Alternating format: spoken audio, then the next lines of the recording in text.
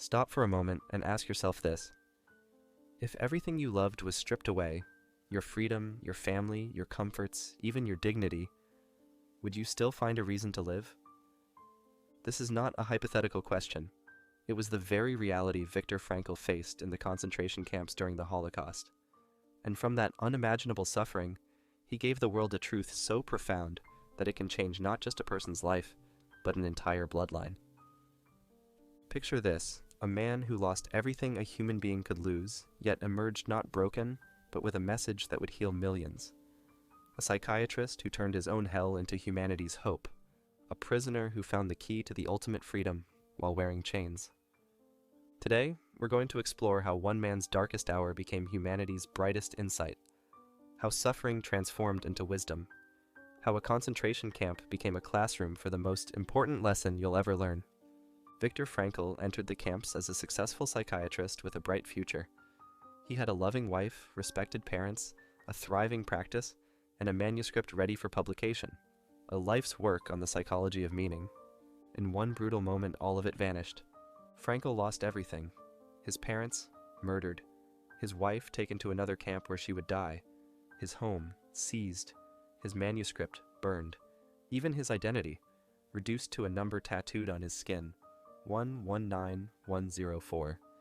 He lived in a world where death was an everyday companion, where cruelty was the air he breathed, where a guard's mood could determine if you lived or died, where hope seemed not just foolish, but dangerous. And yet, instead of despair destroying him, he discovered something revolutionary. Suffering itself contains meaning. You see, pain is not just an obstacle to happiness. Pain is the very soil in which meaning can grow. It's in our darkest moments that we discover what we're truly made of. When everything external is stripped away, what remains is the essence of who we are. Frankl began to observe something extraordinary. In the midst of unimaginable horror, some prisoners maintained their humanity. They shared their last piece of bread. They comforted the dying. They chose dignity over despair. He realized that while suffering is inevitable, meaningless suffering is not. We cannot always choose our circumstances, but we can always choose our response to those circumstances. Frankl observed that not everyone survived the camps. The strong bodies sometimes collapsed, while the frail ones endured. Why? It wasn't about physical strength, access to food, or even luck. It was about something invisible, the will to meaning. He watched carefully. Those who had a why to live for, a child waiting for them, a dream yet to be completed, a belief in something greater, a mission to fulfill, could bear almost any how. One prisoner survived because he promised his dying friend he would tell his story. Another endured because she believed her suffering could prevent others from experiencing the same fate. A third held on because he had a scientific theory to complete. Frankl himself found his purpose in observing and documenting the human condition under extreme duress. He made mental notes, turned his fellow prisoners into case studies, and reconstructed his destroyed manuscript in his mind. The camp became his laboratory for understanding the human soul. Without meaning, even the smallest suffering was unbearable. A cold morning became crushing despair. A harsh word became soul-destroying defeat. Life became nothing more than survival, and survival alone was never enough. With meaning, even the greatest suffering could be endured. Pain transformed from enemy to teacher. Each day became an opportunity to prove something important about human nature. Survival became service to something larger than oneself. This is the paradox Frankl discovered. We cannot avoid suffering, but we can choose how to cope with it, find meaning in it, and move forward with renewed purpose. And here lies the most radical truth Frankl uncovered. Even when you are imprisoned, even when your body is enslaved, there remains one freedom that no one can take away: the freedom to choose your attitude. Think about what this means. In the most controlled environment imaginable, where every movement was monitored, every resource controlled, every decision made for you, there was still one realm of absolute freedom. Between stimulus and response, there is a space. And in that space lies our power. The power to decide whether we break or whether we rise. The power to choose meaning over meaninglessness. The power to maintain our humanity when the world around us has lost its mind. The guards could control his body, but they could not control his thoughts. They could determine where he went, but not how he interpreted what he saw. They could inflict pain, but they could not force him to become bitter. This means that true freedom is not about where you are, but about who you are.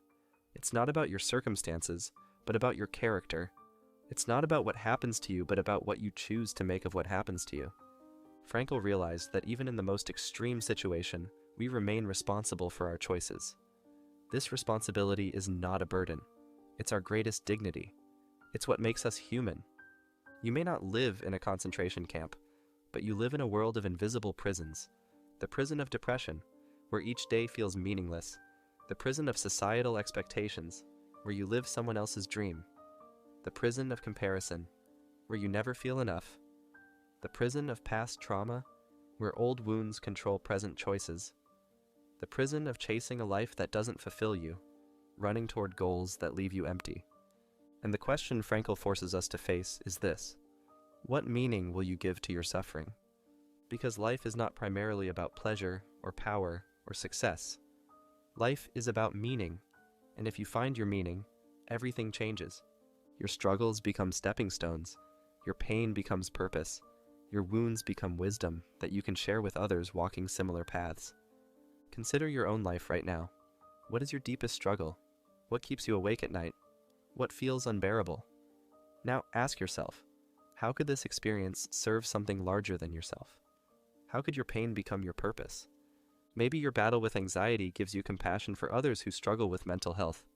Maybe your experience with loss teaches you to treasure relationships.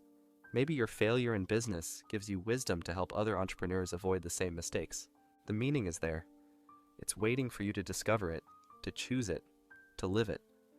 Frankl's message is not just for those who suffered in the camps. It is for you, for me, for every generation.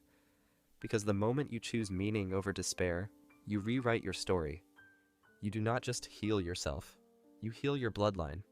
Think about it. If you live with meaning, your children inherit strength, not fear. Your family inherits hope, not despair.